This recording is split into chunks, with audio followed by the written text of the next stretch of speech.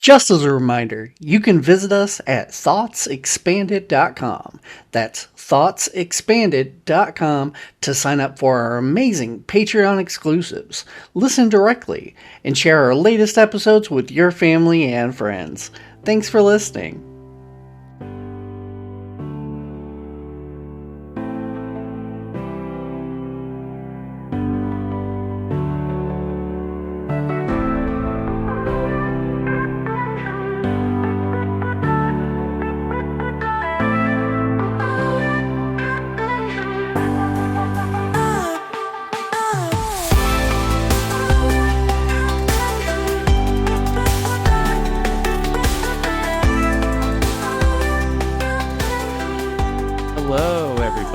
Welcome to Thoughts Expanded. I am your host, Rab, and I'm joined here by the usual suspects, Wiggy.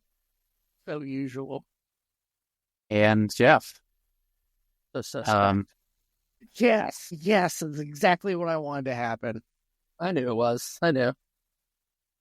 And today we're going to be talking about something that is possibly suspicious, possibly unusual. And that is the recent aviation disasters. I was going to say disaster, but there's been more than one. So that's interesting, to say the least. So, yeah. One of them... So let's start at the beginning. Sure. Yeah. Before we even get to this, let's outline some of the problems that may have gotten us to this point. Okay. Do you have those to outline? I do. If you want me to do it, yes. Sure. Yes. Yeah. So please. So apparently, the FAA has been complaining to the government for at least a decade now that they've been having problems retaining flight controllers. Not necessarily every airport and every system has been updated over the past decade. Like, they're not the same, different versions, all this other kinds of stuff. And then recently there is Trump and Musk basically forcing out the head of the FAA. I'm sure that causes some problems down the chain. And there's also been some people who have left the FAA, just so already under short staff. There are now less staff. There are problems with systems. There's all this kinds of stuff. So background, back to you. Well, I mean, ultimately what the problems caused culminated, I suppose, into an event, right? One event, at least. The event that happened first that I specifically wanted to talk about was the one in DC, where a military helicopter flew into a plane that was trying to land. Everybody died. So, that one, I mean, I feel like the reason I kind of wanted to, I feel like it was worth like starting an episode talking about this at least. I'm not sure this is what we're going to talk about the whole time, but is because of the fact that it feels very like conspiratorial. There's a lot. It's certainly, even just like my initial reaction to it was to start coming up with conspiracies. And I feel like a lot of people are in the same boat. Certainly the reaction that I've seen online is very like conspiracy minded. So to me, that's the reason to kind of delve into this. Yeah, agreed. I think there's something suspicious going on other than just the like ineptitude that caused it. To me, so since this crash, there have been other crashes in the last few days as well. There's been fires on runways. To me, it feels like an orchestrated attempt to make air travel feel unsafe, just as like a psychological method of locking people down. Yeah, that's interesting. I don't have a whole lot of proof about that. It's just a feeling that I have. Yeah, I feel like I would like to talk about that too, but why don't we talk about, or I don't know, where do we want to take this? Do we want to talk about just the one to start and talk about like, let's just pretend that was the only one that happened. Like what? Because I mean, it clearly does signal a broader pattern of ineptitude. And I feel like also it can be both things, right? You can have a conspiracy and ineptitude. First of all, you can have a conspiracy can like cause ineptitude, right? You could, or like false ineptitude, right? You could specifically make sure that the people who are worse at their jobs are in on that day if you control the scheduling system or something like that. So it can be both things. It could but be also, all three. It could also be an accident. It could be all three things at the same time. Right. Yeah, I mean, it could literally, like, if they had hired more people, they could have prevented what was ultimately possibly a conspiratorial event, right? Like something that was done on purpose could have still been prevented if there were more people working that day, if there were people paying closer attention. If there was, I think I read somewhere that there was literally one air traffic controller working the situation and two different channels that he had to talk on because of the fact that helicopters and planes don't use the same frequency for that kind of stuff.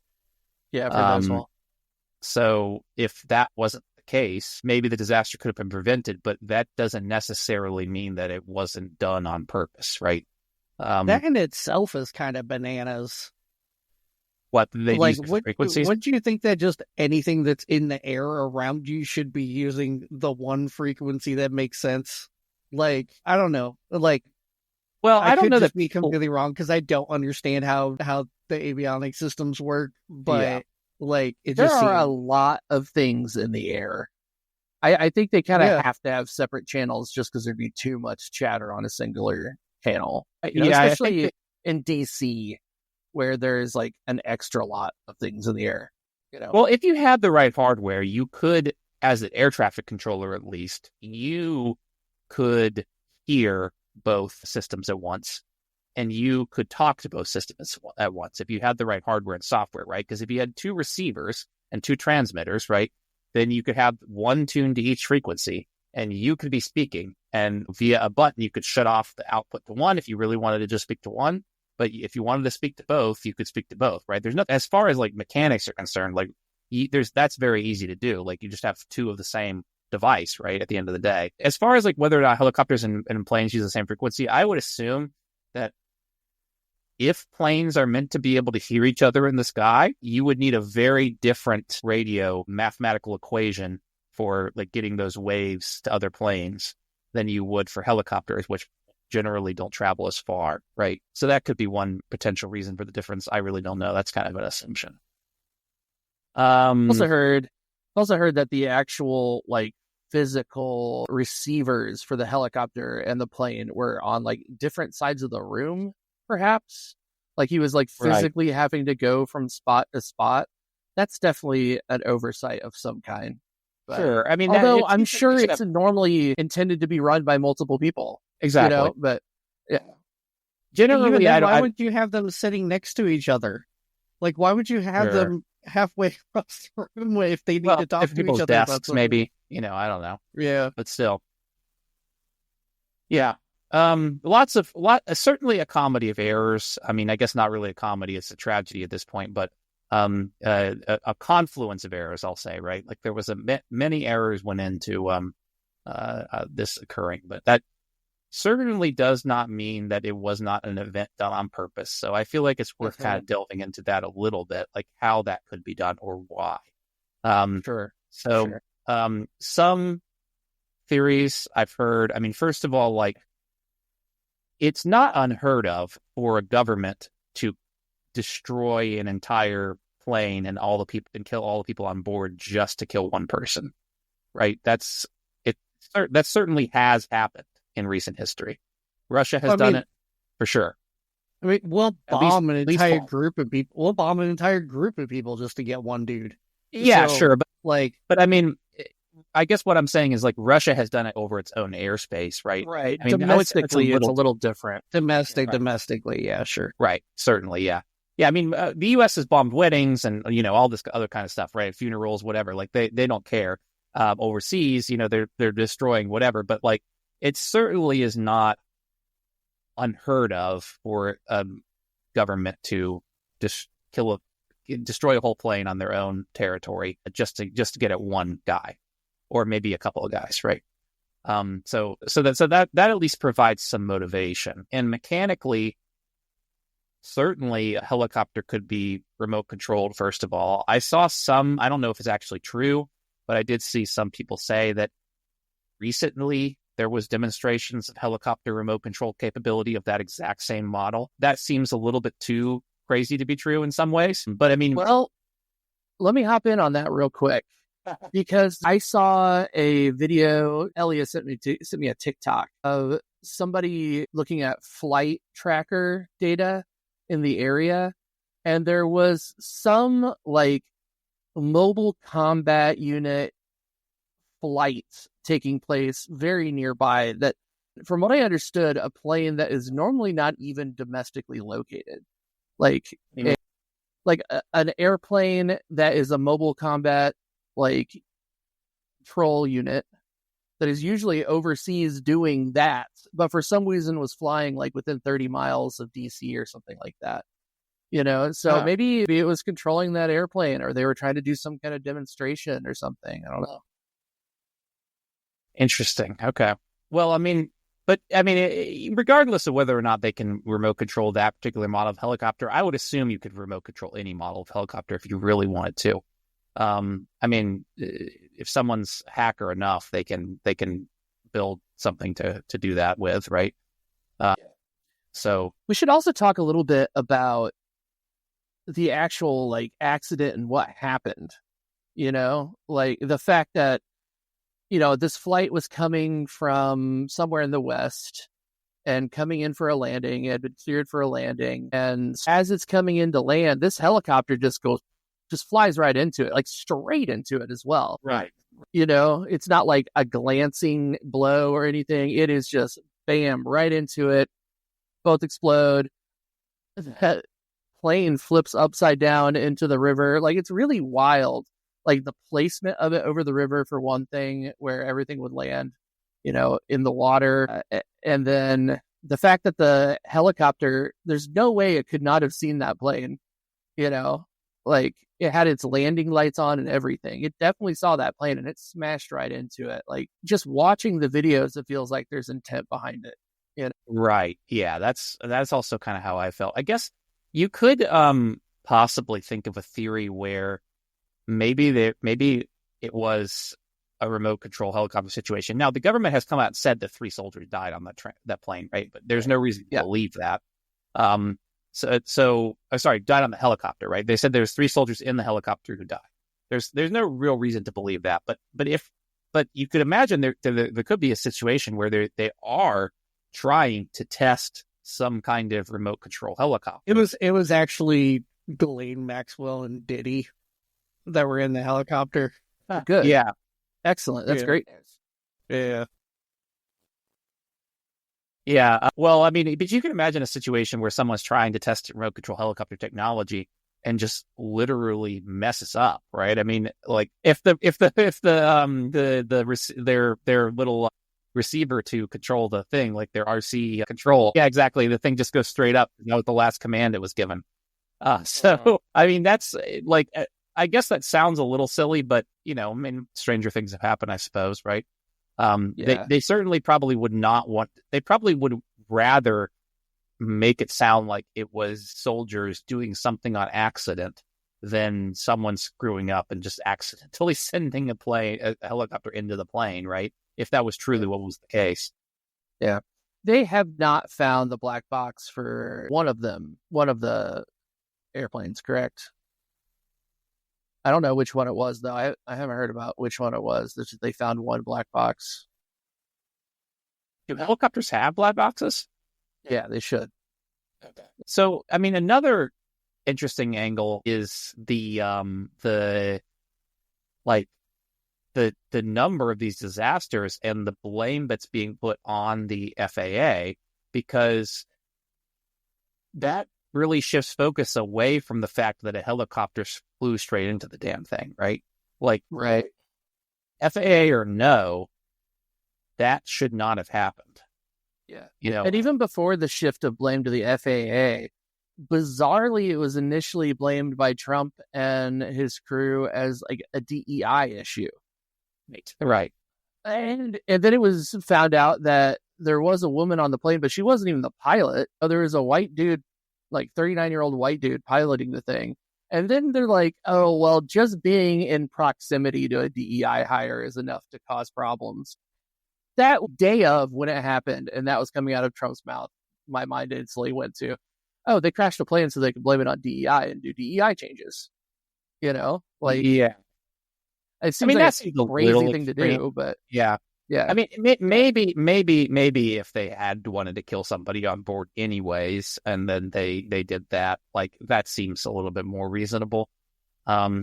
Even though it's not, if it's insane and evil, it still seems at least a little bit reasonable.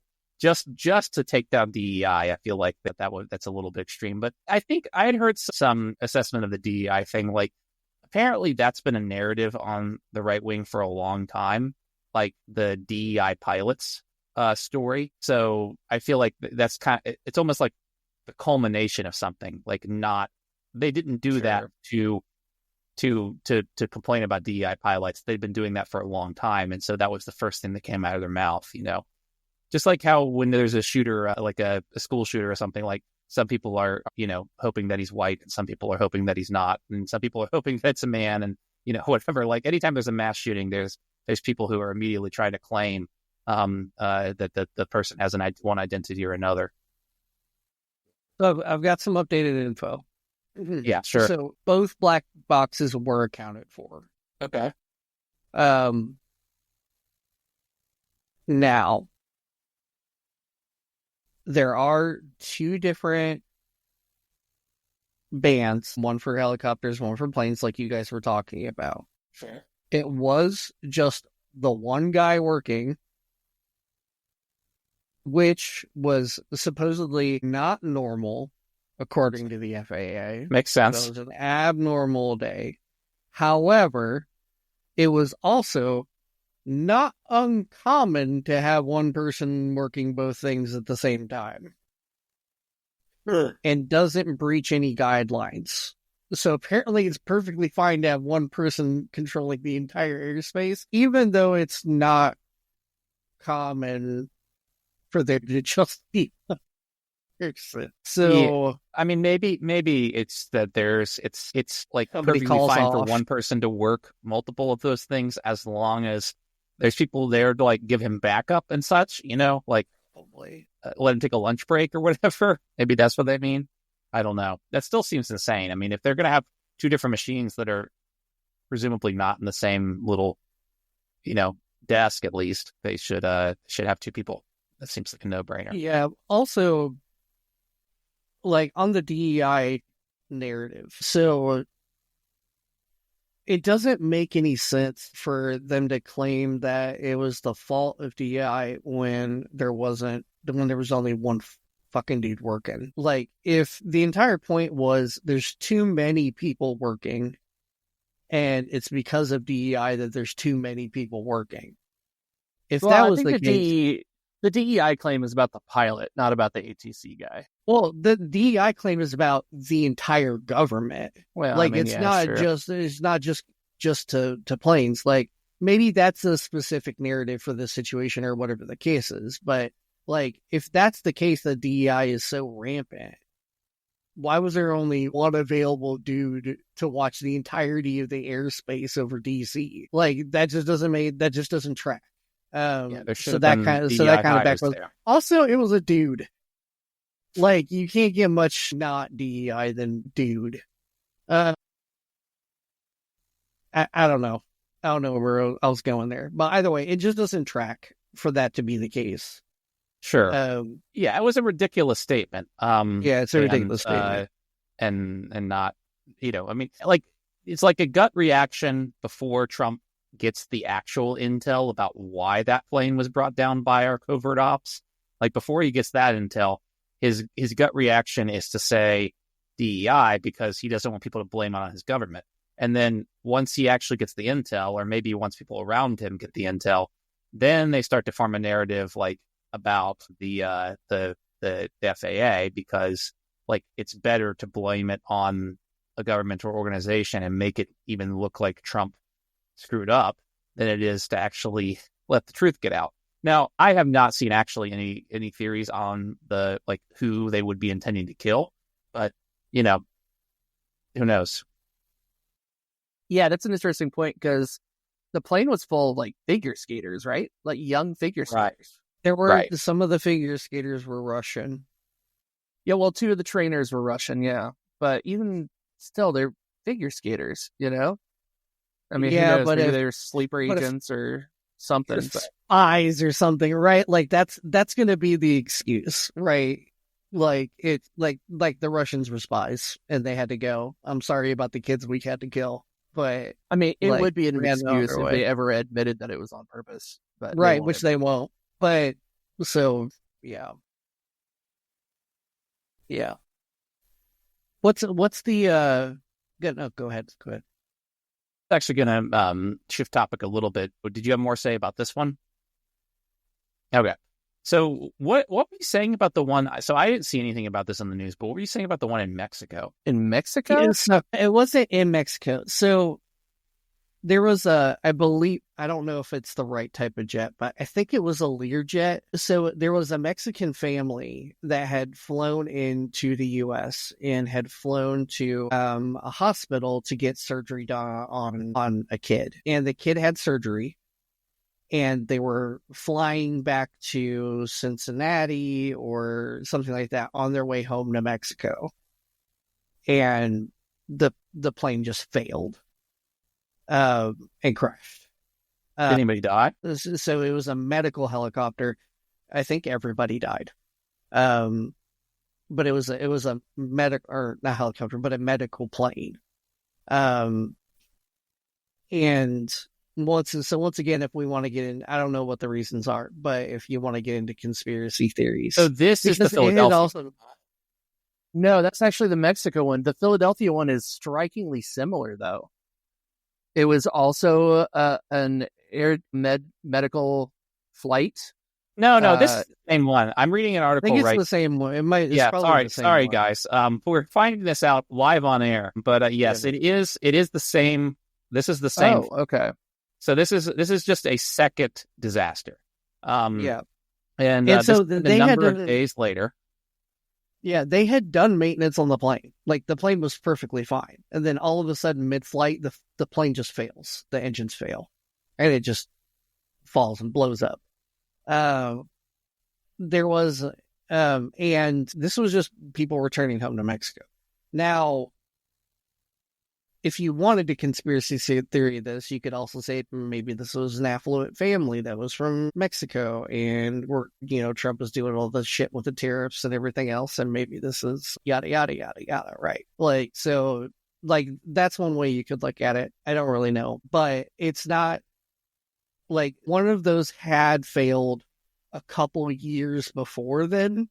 So it wasn't like unheard of that they'd fail, but it had also just gone through maintenance. Like before the plane took off, it had just gone through maintenance. I mean, that's normal, right? Like you always send the plane through maintenance before you use it, right? So like the plane should always have, like at the very least, inspections, right? And if maintenance is required as a result of that inspection, then maintenance, right? So there should never be outstanding maintenance when the plane flies. Well, I don't think that's true. I think a lot of commercial flights go through a maintenance. Like I think like maybe they go through like some kind of multi-point inspection when they land. But I'm sure they go through land, differing levels of inspection, but they have to be inspected every time they touch the ground, I believe. Somebody at the airport. Later.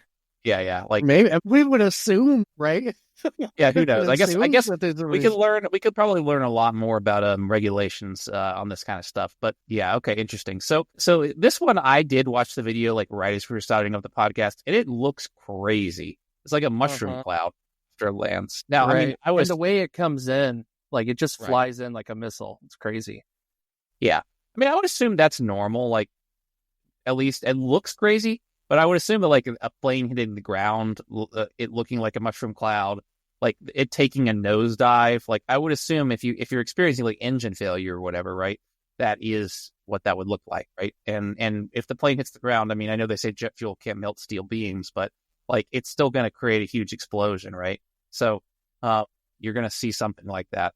The only problem I have with that is I know that commercial planes and like Learjets and stuff like that, are bigger than military planes, right? Like bigger than like fighter jets, right?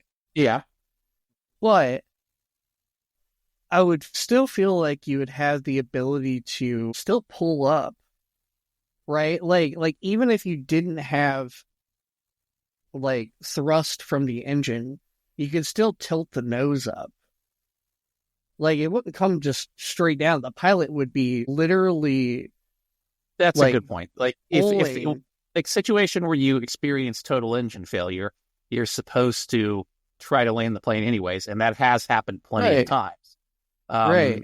You could still just kind of coast to the ground. But I mean, if they were in the process, I mean, they weren't in the process of landing either, so it wasn't like they were like pointing at the ground on purpose. So that is pretty interesting. I did hear that jet had oxygen on it because it was a medical transport, and that oxygen probably really boosted the mushroom cloud effect upon impact, So that kind of explains the dramatic explosion. So apparently there were 6 people on board and then 1 person on the ground that's been confirmed to have been killed. So all of the 6 people on board died, and then 1 person on the ground died, and at least 19 people injured. And possibly more people on the ground died too, because I mean, it's hard to know. A pretty wild experience if you were just walking down the streets of Philadelphia. Yeah. There were so many camera angles of it too. Like Ring cameras and just people on their cell phone. It's kind of wild just how many angles we're getting on things lately. Like Ring cameras in particular, like just pick up everything. It's so... Right. Okay, I just got a little worried because I remembered Project Stargate, which is the $500 billion project that Trump just backed for Big Brother AI, essentially. Right. So I was struck by just how much coverage Ring cameras have. I'm a little disturbed by that. Yeah. Okay. Yeah. Okay. Where was I going with that? So the plane was noticed diving. It went straight in like a rocket. I mean, maybe they just really were trying to kill 1 person on the ground and didn't care who they were taking out. Maybe. Like that's why I'm more prone to thinking that this is like a terror thing over a targeted thing. Right. That is where I was trying because to go. I already have 2 different friends who have reached out to me recently and said specifically, well, it looks like I'm not flying anytime soon. Yeah. Like, I think that's the impact.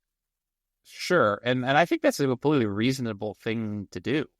Like, I already wasn't really planning on flying anytime soon, but certainly not now. Yeah.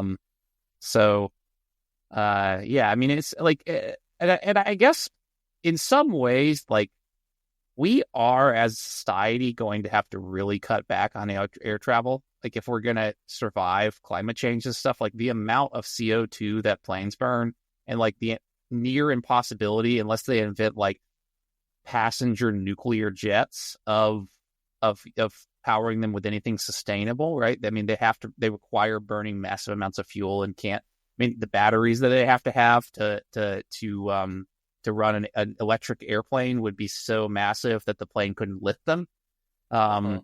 So in some ways, like, hearing people not want to fly makes me happy. In some ways, it's like, okay, if this is terrorism, or like the point of this is terror, like, I guess you're letting the terrorists win. Like, I wish people could convince themselves not to fly without needing something like this. And is the purpose even to make people not want to fly for climate change reasons? Probably not. It's probably another reason. If these 2 events are connected and they're like some kind of like grand conspiracy to make people hate air travel.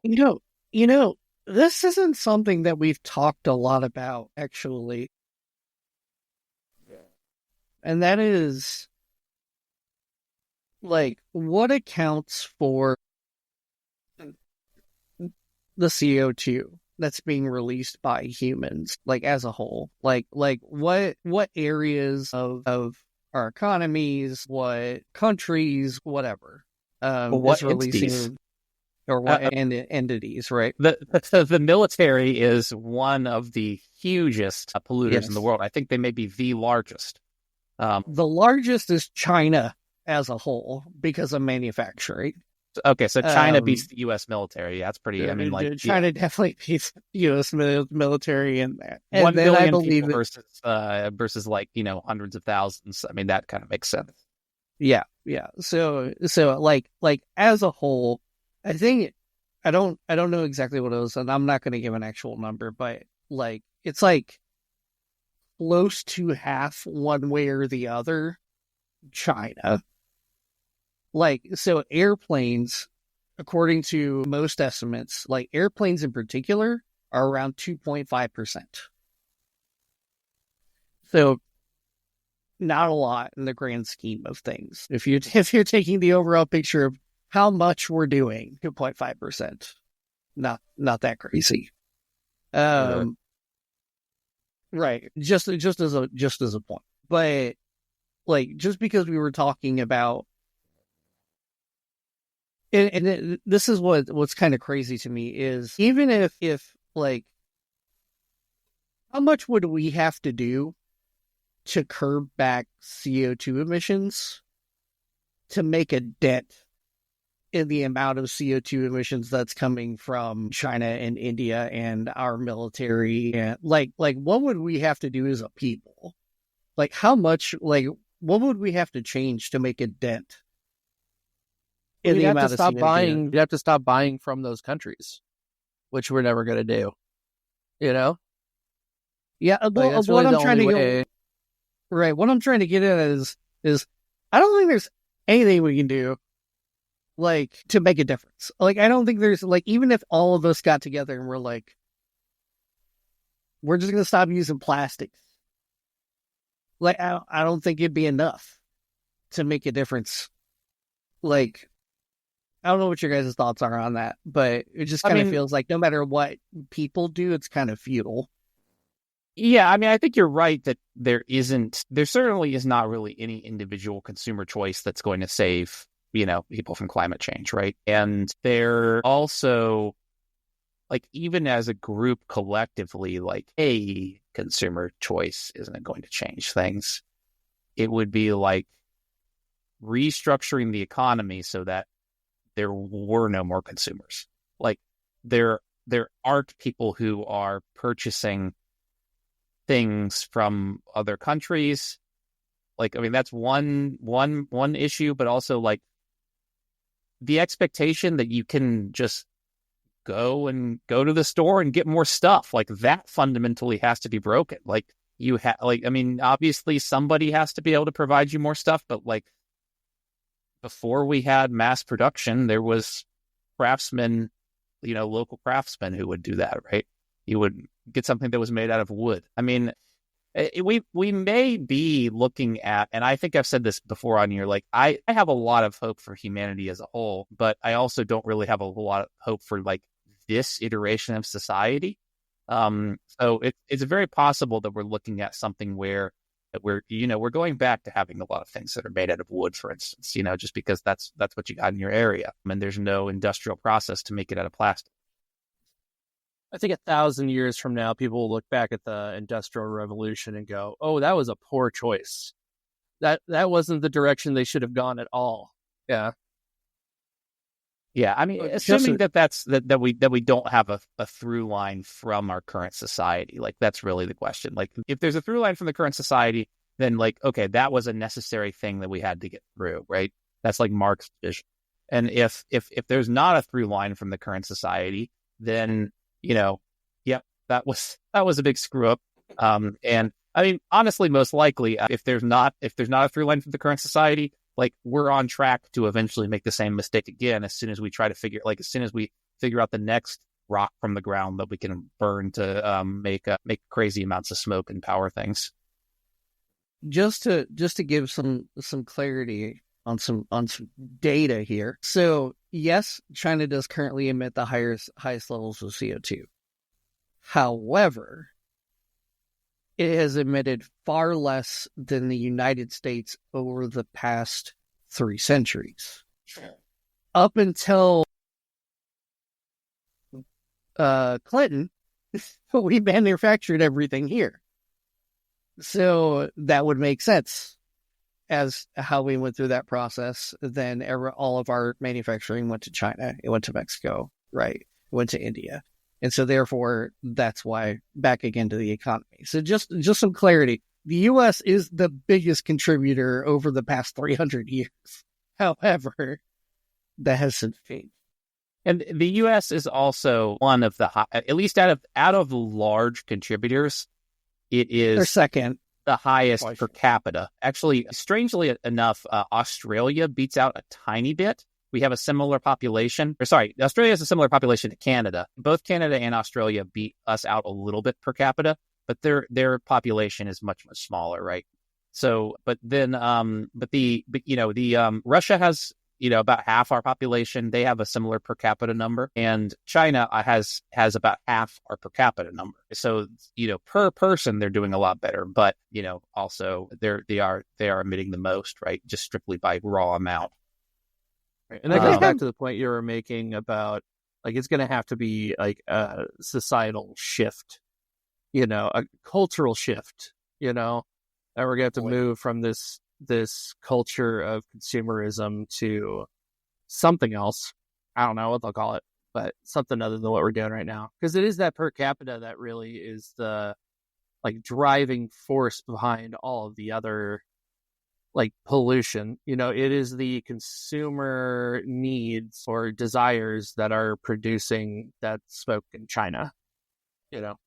Yeah, I mean, it's like I think, well, I wouldn't blame necessarily 100% the pollution in China on people buying things in the U.S., but I think it is still in some ways indirectly like blamed on the U.S. like winning the Cold War, because effectively, like, the way that the U.S. won the Cold War is like by having a middle class that was able to fight against the lower class and kind of like protect the upper class against the lower class. Like, having a strong middle class is how that was accomplished. And we have such a strong middle class because of the way that the economy was structured after World War II. And so brilliant economists, right, look at that and are saying, okay, well, how do we get that middle class to exist in China? How do we get China's economy to look more like the US's does? If that is truly the drive, like, that will cook the planet and kill us, right? I mean, if they manage to get the same per capita numbers that we did, that would truly be catastrophic, right? So it's like screwed up, because it's like, I certainly don't want to say, like, just because I have it, you shouldn't have it, right? Like, I'm not trying to be selfish about it. I don't think I should have it either, right? So it's it's kind of hard to but it's hard to say that as somebody who does have it in some ways, right? Like, well, I mean, you're embroiled in the systemic issue. Exactly. You're born into it. You've been raised by it. Like, you can only do, you can't really change everything. I mean, you could go live in the woods and change everything. You could do that, but it would just be not a modern life. I've never known the life where all my items were made by local craftsmen out of wood, right? I mean, I don't know how to live like that. And so that argument is the same argument that could be used by people who grew up with slavery. Sure. Yeah, it absolutely could. And again, it doesn't make us right. It just means that we're living in the current moment. And there were plenty of people during slavery who had slaves and still said that the system was wrong. I mean, like, Thomas Jefferson is a famous example of that. He owned slaves and still decried the system, right? He thought it should be reformed out. And, it's very easy to say that, I suppose, as a slaveholder. I'm sure he would have been his sensibilities would have been upset, let's say, by the way that slavery was actually abolished in the U.S. I'm sure he wouldn't have been happy about that. But still, that's an example of somebody who was decrying it at the time. And I mean, I don't know. I suppose we're in bad company. But at the same time, you can't decry something that you aren't experiencing, or that you aren't at least aware of, that isn't in existence in your world, So, especially if you're born into it, you just don't have a choice other than to recognize it and then fight it. On the flip side, this is also the same argument that you can make for communities that have been systematically ignored by our government and our people. Downtown Chicago, right? Like just areas of the country that are predominantly embroiled in gang activity, and like just everybody's poor and you can't do anything. Like it's really hard to come out of that, right? And so all of these things, like kind of what you're saying of, and this is a True Thoughts expanded moment, I think. Like this is we're doing some critical thinking here, right? Like you have to know what's going on around you in order to want to change what's going on around. And humans have a bad time understanding what's not happening to them. Like you can tell me how bad you have it, but I'll never truly understand how bad you have it because I'm not living your life and I'm not in the same situation. And so think on that, listeners. Think on that for a while. I mean, I think it kind of goes back to the larger point, right? Like how do you get out of this society where you're, consuming, you're using so much CO2? Like, does anybody really have control over the circumstances of their life? And is there something you could have done differently earlier on to have changed things? It's very, very philosophical here tonight, I suppose. We've gotten a little... There's a couple things... Yeah, we are. But there's a couple things you can't control, right? You can't control where you were born. You can't control who you were born to. You can't control the color of your skin when you're born. Right. Yeah. You can't control lots of things when you are born. And so I lost my train of thought. But well, you what also I'm saying can't control is the things that happened to you as a child, most of them at least, right? Right. When do you actually get any control over any of this? That's a great question. Never. As a 40-year-old man, never. Yeah. Well, I mean, that's the great like Taoist struggle, right? Is realizing that you don't have the giving of control, the acceptance, the free fall into all of it. Yeah. Yeah. Which is why we joke about everything. And we can't take anything seriously because we know that there's nothing we can do about it. Right? Damn corporations controlling our world. You know who's a corporation? Boeing. And they make airplanes that fall out of the sky. I don't know if they made any of the planes that crashed. I have no clue, honestly. Right. I mean, and if they did, certainly they didn't have a whole lot to do probably with these two disasters. Sure, yeah. I mean, you can't make a plane helicopter proof. I think fortunately for them, none of these were theirs. However, every other one in the past decade has been theirs. Right. Yeah. For sure. I'm trying to think of other interesting things to say about the plane crash. One of our ideas for this episode was that we were going to completely shift topics. So, and we did accomplish it. Mission accomplished. We did completely shift topics. Good job, Wiggs. But were there other topics we wanted to kind of talk about in this episode? Like one of the things I think we thought about talking about was like the 24-hour news cycle. Like everything seems like it's happening so fast lately that like we on this podcast really cannot keep up. So yeah, we are posting 24/7 in our Discord channel, just news to each other. Yeah, multiple times a day, updating each other with what's going on. We would have to do one podcast a day to get through all of the topics that we want to talk about. Right, and it's been 2 weeks since we even had a summary of the things that happened while we were on break.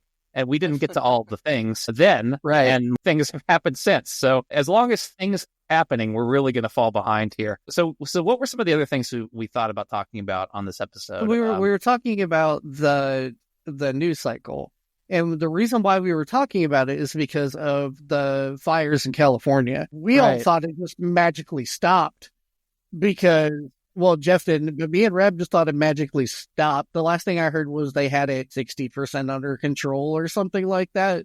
And that was at least 5 days ago, was the last thing I heard from the zeitgeist of the internet.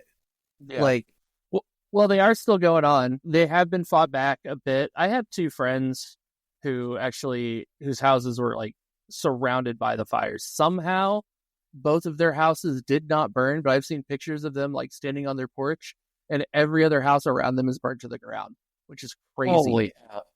Yeah, I know.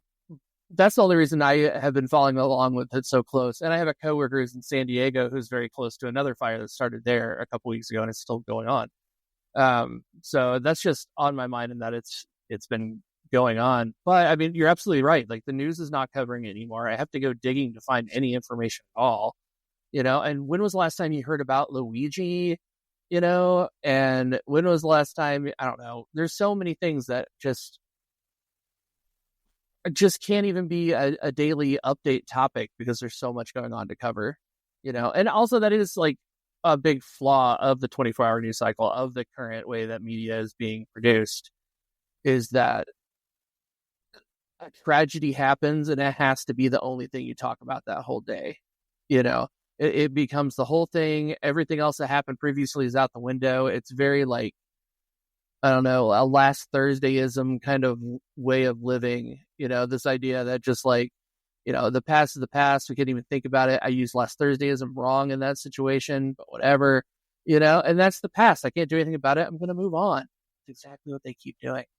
So I don't know what the solution is there. Maybe watch local news more might actually be the solution, because every time I sit down and watch like an episode of local, like nightly news, I'm actually like seeing a bunch of different stories that are happening locally. Maybe that's like the way to do it. I don't know. But yeah, focus on one your area instead of just like I mean, you could mourn for the people who lost their lives and houses and stuff in LA, but don't assume that it ended, but also don't right. You don't have to go seeking out coverage. You can wait for your friends to tell you about it because you have friends out there, right? Or not. Yeah. Getting philosophical again, talking about the LA fires. So one thing that I think we should talk on is,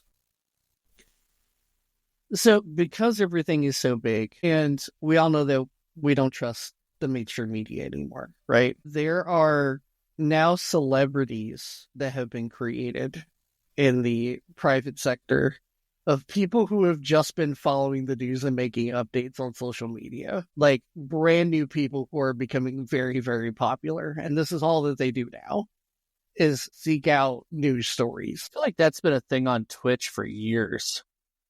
That reaction content is just like, I don't know, because that's what it is. It's all reaction content.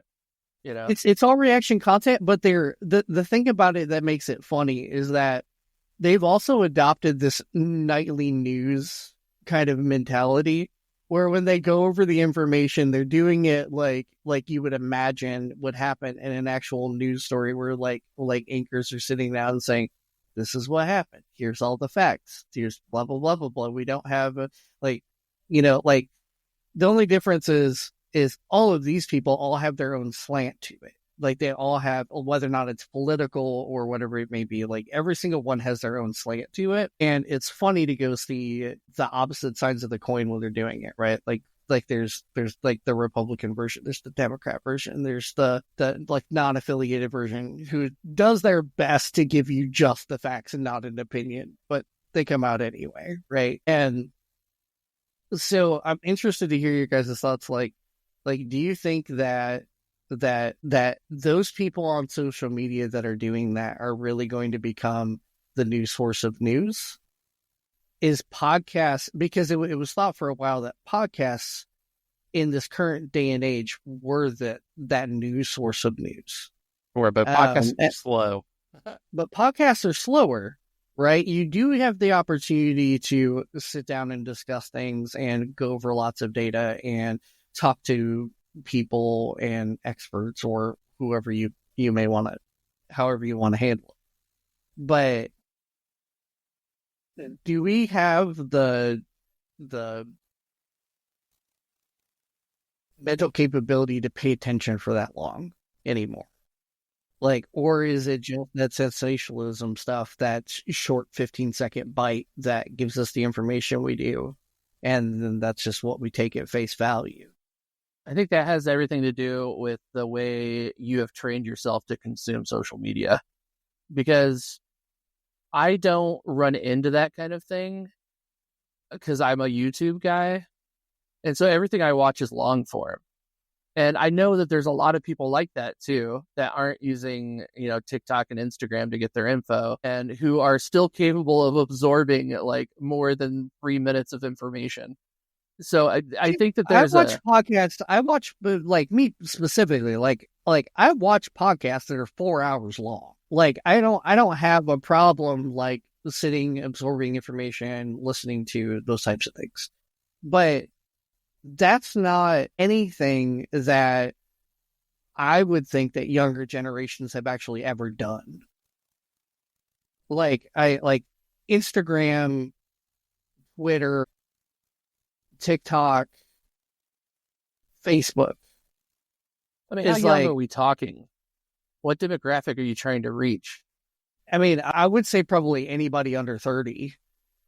Ultimately, from a history perspective, right? You have previous forms of media because of the inability to transmit information quickly, right? Like newspapers, that's probably really the first way that people actually got news besides word of mouth, right? And those had to be printed in the morning on the day of. Like, you had to have everything in by 4 a.m. so that the print press could run, and then the newspapers could go out to people, right? So, I mean, like, the stories had to usually be from the day before, because you weren't going to have reporters up at 3 a.m. Maybe if something was happening in Asia and you got a telegram about it, you could really quickly write a story, right, and have it out that same day. But I mean, most of the time, the story was from the previous day, and that's just how it was. And eventually, we had the ability to show people something, right, have a changing picture, or the radio, actually, I guess, came right after that, right? It's playing different audio depending on what is being broadcast, right? And so therefore, you can effectively report on a story as it's happening, as long as you're okay just limiting yourself to audio. And then we get the ability to do that with video too. And, but in the beginning of that being of television existing and operating that way, right? The flow of things was still quite slow compared to now, not because less things were happening, but because more layers and more money and more production had to be involved in making the news happen, right? Like, they didn't have 24-hour news at first because they couldn't afford to pay people all that, to stay on all that time. And, you have to have all the researchers who are figuring out what the stories are going to be about. And, just slowly those costs shrunk because of people doing optimizations, but also the internet coming into being and helping those news companies find out news faster, right? Like blogs and things that people were sourcing from, that people could just put up on their own. And then, not exactly sure where I was going with that. I guess what I'm trying to say is what you're talking about is a trend that's not really related to what choices people are making. I guess Jeff's saying that it is somewhat related to how you choose to consume media, and I think that's true. But also people are not dying for 5-second content. That's not the reason that it's being done. It's because of broader trends on getting information faster and faster, right? And it's way faster to make a 5-second video than it is to put on even a television broadcast in the 1960s, right? It's way less work to make a 5-second video today. Yeah, that makes sense. And I will also say that I do think that is the future of getting news and information.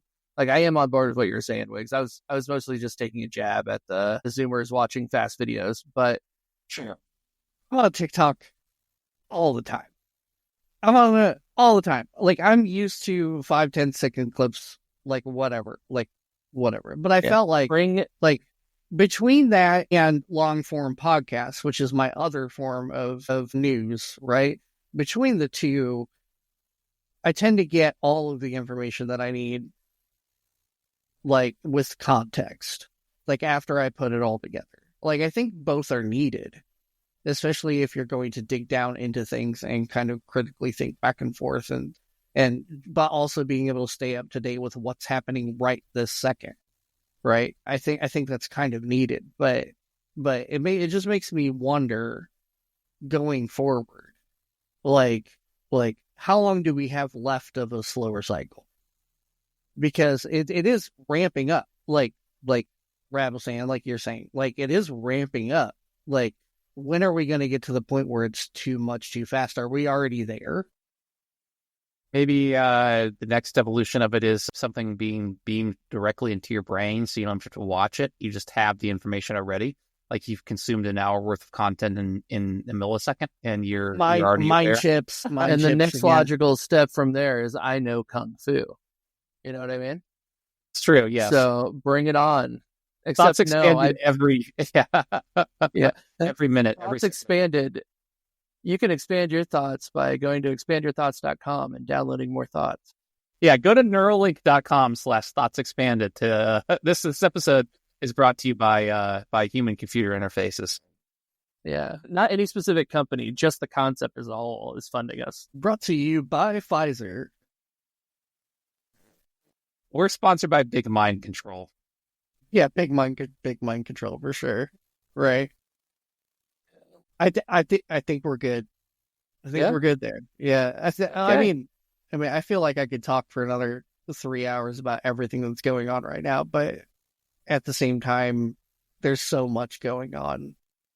Yeah, we could save it for a more siloed episode where we can focus in a little bit more. But I feel like this was pretty good. We talked about some important things, beyond just we use the milieu of air problems, air traffic problems and crashes and conspiracies to talk about some variety of social issues. I think we're just as flustered as how we feel about what's going on with the amount of information we're getting right now. Like, I feel like this episode is just as flustered as we are trying to process all this information and talk about it. Like that's how I feel. I feel like we're just accurately portraying our time in history right now.